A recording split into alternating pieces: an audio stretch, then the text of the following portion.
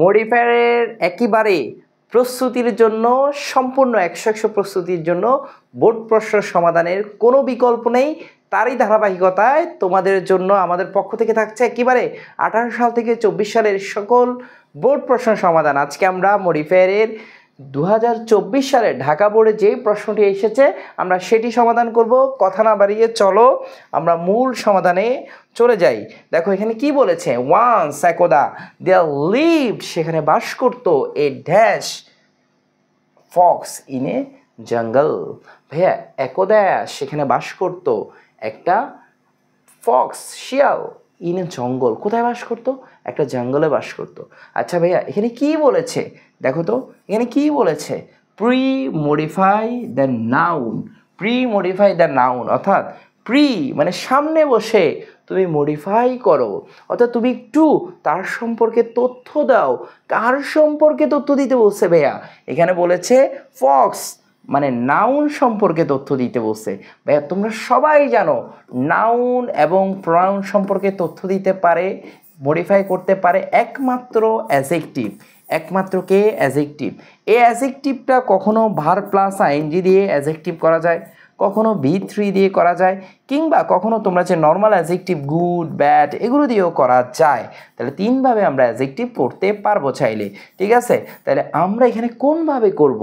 ভাই এখানে কিন্তু স্পেসিফিকভাবে বলে নাই তোমাকে পার্টিসিপল দিয়ে করতে, অর্থাৎ তুমি যদি প্রেজেন্ট পার্টিসিপল দিয়ে করো তাহলে ভার্ব প্লাস আইএনজি, তুমি যদি পাস্ট পার্টিসিপল দিয়ে করো তখন তুমি V3, কিন্তু তোমাকে কোনো স্পেসিফিক বলেনি। তার মানে তুমি যে কোনোভাবেই করার সুযোগটি আছে। তোমরা যারা আমাদের এখনও মডিফায়ারের একেবারে বেসিক টু অ্যাডভান্সের যে আমরা একেবারে পরিপূর্ণভাবে গ্রামারটি আলোচনা করেছি, এখনও তোমরা যারা করোনি আমাদের গ্রামার অংশটি দেখে আসো। আমাদের এই ডেসক্রিপশন বক্সে এই তোমার মডিফায়ারের বেসিক ক্লাসগুলোর লিঙ্ক দেওয়া আছে, ঠিক আছে ভাইয়া?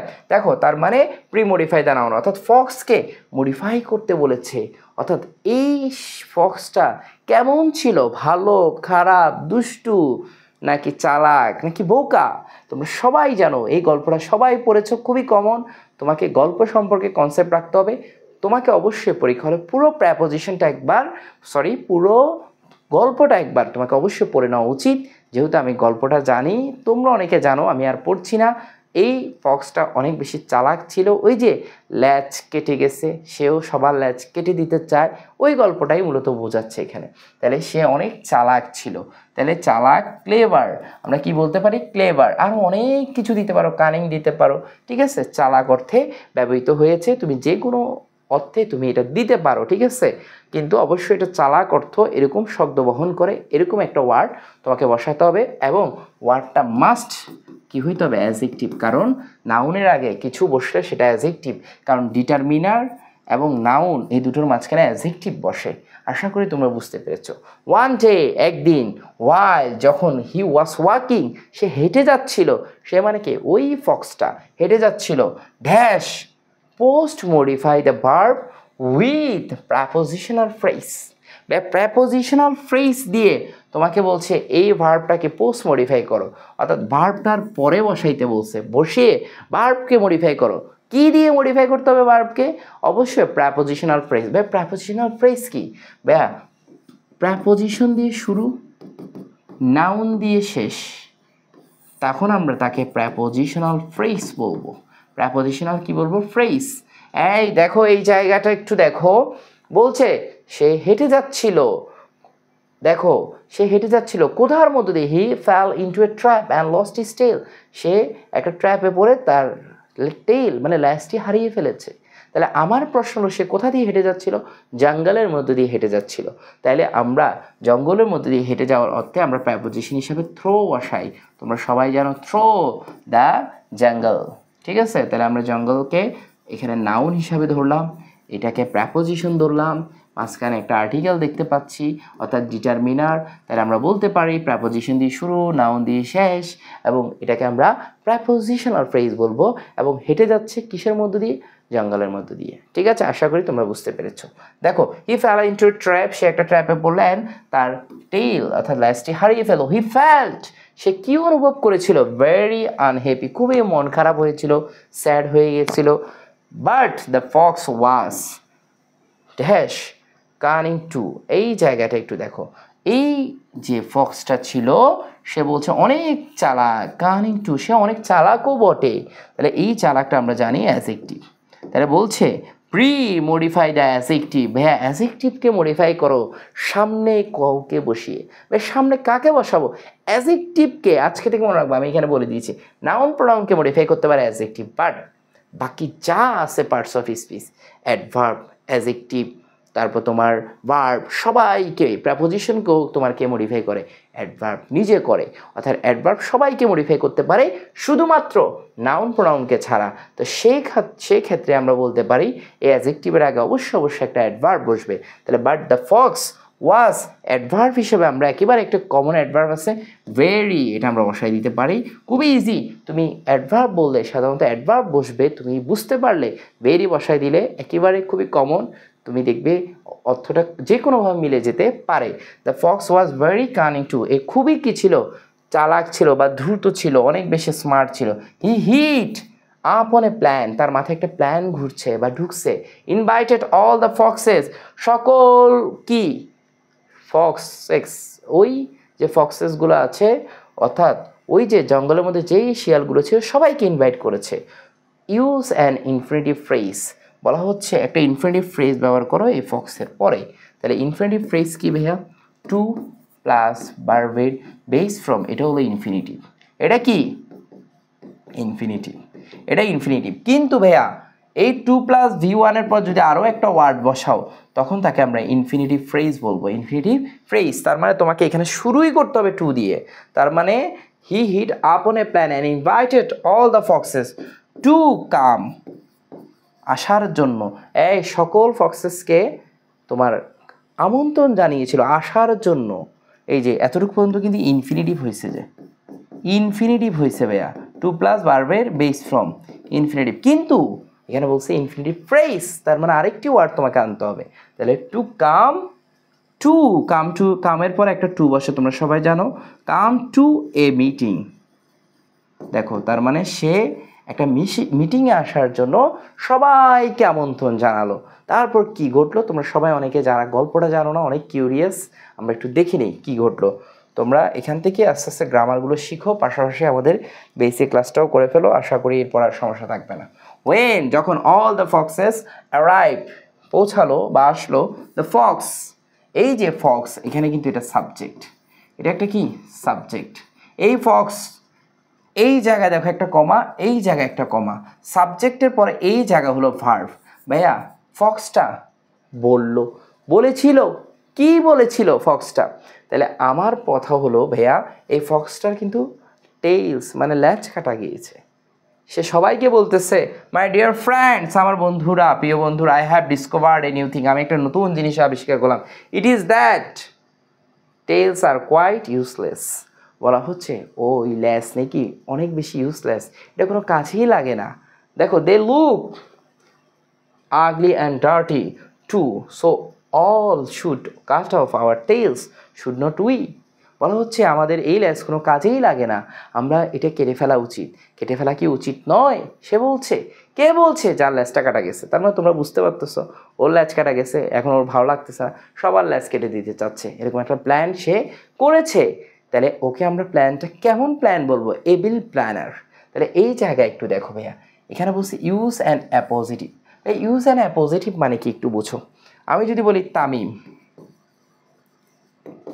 তামিম ইজ মাই ব্রাদার, এই বাক্যে তোমরা একেবারে নর্মাল তামিম হলো আমার ভাই, ইজটা কি একটা ভার্ব, তামিম কি সাবজেক্ট। কোন তামিম তোমাদের মনে এখন প্রশ্ন করতেছে, এটা একটা সাবজেক্ট। এই তামিমের পরিচয় দেওয়ার জন্য আমি ভার্বের আগে এবং সাবজেক্টের পরে দুটো কমা দিয়ে আমি লিখলাম এই ক্রিকেটার, অর্থাৎ তামিমের পরিচয় দিয়েছি দুটো কমার মাঝখানে। এইটাকেই বলা হয় অ্যাপোজিটিভ। আমি সংক্ষেপে লিখলাম অ্যাপ মানে অ্যাপোজিটিভ।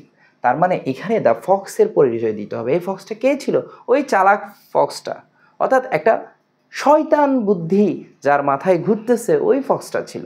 তাহলে আমি বলতে পারি এভিল প্ল্যানার, প্ল্যানার মানে একজন কি যার মাথায় শয়তানি ঘুরতেছে, মাথায় ওই প্ল্যানটা ঘুরতেছে, ওই প্ল্যানারকে আমরা ওই ফক্সটা দ্বারা আইডেন্টিফাই করলাম।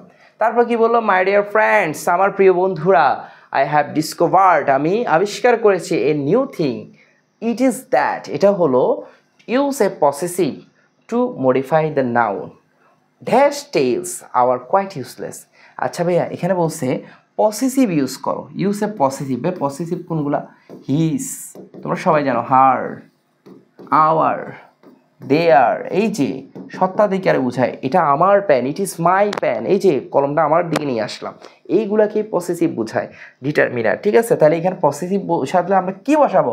আওয়ার বসাবো। আওয়ার টেলস, আমাদের ল্যাচগুলো আর quite useless, they look dash ugly and dirty. Premodify the adjective, দ্য অ্যাজেক্টিভকে মডিফাই করতে বলছে। আমি তোমাদেরকে একটু আগে বলেছি অ্যাজেক্টিভকে মডিফাই করতে বললে ভেরিটা আগে বসিয়ে দেখবা, দেখবে যে মোস্ট অফ দ্য কেসেস আনসারটা মিলে গেছে বা কারেক্ট হয়ে যাবে। ভেরি অ্যাডভার্ব আমরা বসাবো। ঠিক আছে, তাহলে very ugly and dirty, so we all should cut off our tails, should not we, কাটা কি উচিত নয়? প্রশ্ন করছে আবার, দেখো তারপর কি আছে, মোস্ট অফ দেম, তাদের মধ্যে বেশিরভাগে, এগ্রিড উইথ, সবসময় রাখবে এগ্রির পরে উইথ বসে, agreed with the cunning fox, এই যে চালাক যে শিয়ালটা আছে তার সাথে একমত হলো। দেখো একমত হলো, দেখো টু, এই দেখো এখানে বলছে post modify the verb with an infinitive, আবারও বলছে ইনফিনিটিভ বসাইতে। তাহলে ইনফিনিটিভ বসাইতে, ইনফিনিটিভ মানে কি ভাইয়া? টু প্লাস ভার্বের বেস ফ্রম, এখানে কিন্তু ইনফিনিটিভ ফ্রাইজ বসাইতে বলে নাই, টু প্লাস ভার্বের বেস ফ্রম দিলে হয়ে যাবে। বাট এই জায়গায় একটু খেয়াল করো, মোস্ট অফ দ্যাম, তাদের মধ্যে বেশিরভাগে, এগ্রিড উইথ, তার সাথে একমত হয়েছে, দ্য কানিং ফক্সের সাথে একমত হয়েছে, কি করবে? তাদের ল্যাসটা কেটে ফেলবে। তাহলে টু কাট অফ, বা কাটের পর সবসময় অফ বসে, তাহলে একটা মিনিং দাঁড়ায়, অর্থাৎ কেটে ফেলা অর্থে। তাহলে টু কাট অফ অর্থাৎ কেটে ফেলবে তাদের ল্যাসটা। টু কেন বসছে ভাইয়া? টু বসছে, এটা ইনফিনিটিভ বসাতে হবে এবং এরপর একটা ভার্বের সাথে, ভার্বের বেস ফ্রম বসেছে কাট।